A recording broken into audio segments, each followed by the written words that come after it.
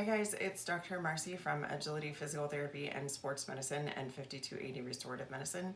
And since we're all stuck at home, I just wanted to give you some little reminders about things that you can do to keep your fitness up.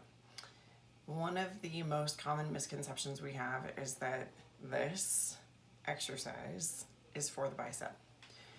The truth is, your bicep is supposed to do what's called supination of the hand, which is this motion.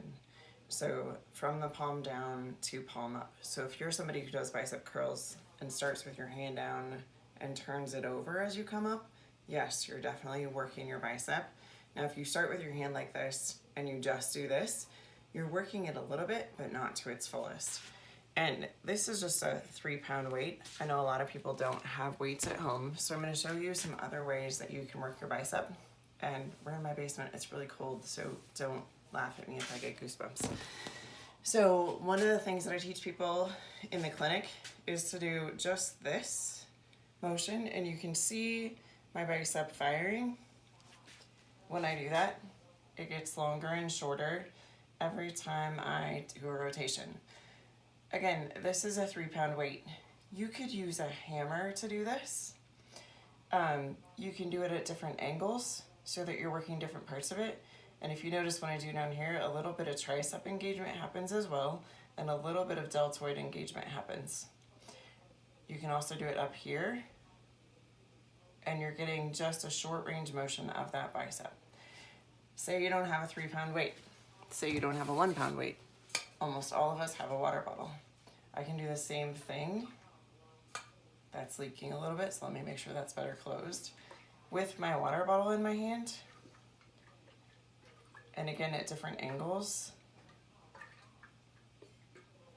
so that I'm still working to get definition in my arms and strength there, and actually work the bicep the way that it is intended. Okay?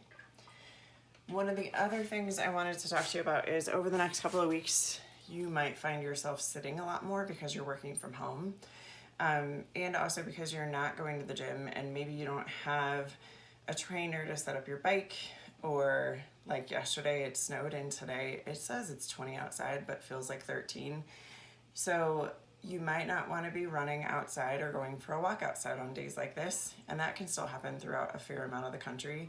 So I want to show you a great hip flexor stretch. I'm going to give you a couple of them. The hip flexor is the psoas muscle, and I'm sure you've heard about the psoas muscle from a lot of people, but just so you know what we're talking about, it's a muscle that goes from just underneath your diaphragm. It actually attaches to the spine. It attaches to what are called the transverse processes, or when you look at the spine, there's like the body of the vertebra, and then there's these little things that stick off the side of it. Those are the transverse processes. So the psoas attaches to all of the transverse processes to as low as L4, and in some people L5, and then it fans out into the inside of the hip, meets with the iliacus muscle, or the muscle inside the ilium, and then attaches to the inside of the femur so that it can either do trunk flexion or hip flexion when the trunk is stable. For a lot of us though, we end up sitting and we're like this, and so that muscle gets really, really short. So the stretches that I'm going to show you are to open up that muscle. One that you can do pretty easily is just to stand up, put one leg behind you. Think about engaging your bum, really squeezing that glute, because that's going to give you a little bit more hip extension, which is the opposite of hip flexion. Stand up nice and tall through your trunk, and then reach the arm on that same side up. If you don't feel a stretch in the front of the hip here, then go ahead and lean slightly to the side. You're not leaning a lot. So if I do this from the front view, I'm going to do the other side.